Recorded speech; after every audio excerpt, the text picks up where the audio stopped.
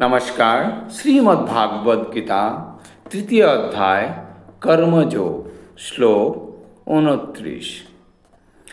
प्रकृते गुण संमुरा सजन्ते गुण कर्मेषु तान् कृतस्न विदो मन्दान कृतस्न भिन्नो विचलायत।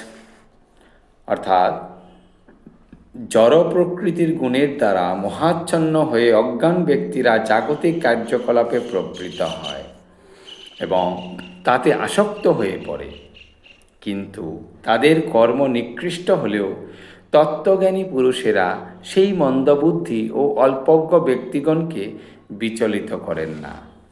তাৎপর্য, যারা অজ্ঞানতার অন্ধকারে আচ্ছন্ন তারা তাদের জড়সত্তাকে তাদের স্বরূপ বলে মনে করে এবং নানা রকম জড় উপাধির দ্বারা ভূষিত হয়।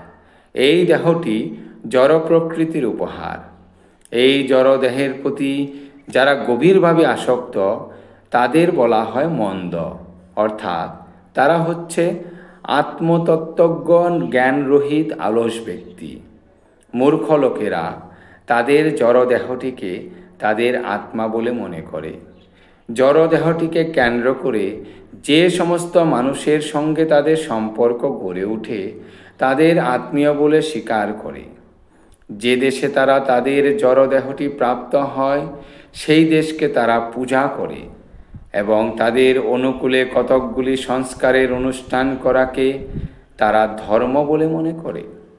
সমাজসেবা, জাতীয়তাবাদ, পরার্থবাদের মতো কার্যকলাপ এই ধরনের জড় উপাধিপ্রাপ্ত ব্যক্তিদের কতকগুলি আদর্শ।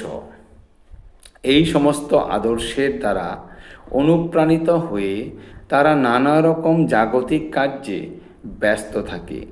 তারা মনে করে ভগবানের কথা অলীক, তাই ভগবানের বিষয়ে তাদের কোনো আগ্রহ নেই। পারমার্থিক জ্ঞান অর্জন করে যারা প্রকৃত স্বরূপে স্থিত হয়েছেন তাদের এই সমস্ত দেহ সর্বস্ব মানুষদের বিচলিত করার চেষ্টা না করাই উচিত। পক্ষান্তরে নিঃশব্দে তাদের পারমার্থিক কর্ম সম্পাদন করাই ভালো। এই ধরনের মহাচ্ছন্ন মানুষেরা অহিংসা নীতি এবং এই ধরনের জাগতিক হিতকর কার্যে ব্রতী হয়। যারা অজ্ঞ তারা কৃষ্ণ ভাবনাময় মর্ম বোঝে না, তাই ভগবান শ্রীকৃষ্ণ উপদেশ দিয়েছেন তাদের বিচলিত করে অনর্থক সময় নষ্ট না করতে। কিন্তু ভগবানের ভক্তেরা ভগবানের থেকেও বেশি কৃপালু, কারণ তারা ভগবানের উদ্দেশ্য সম্বন্ধে অবহিত, তাই তারা সব রকমের ঝুঁকি নিয়ে থাকেন। এমনকি অজ্ঞ ব্যক্তিদেরও মানব জীবনের পরম প্রয়োজন কৃষ্ণ ভাবনাময় কার্যকলাপে নিযুক্ত করার চেষ্টা পর্যন্ত করে থাকেন। ধন্যবাদ।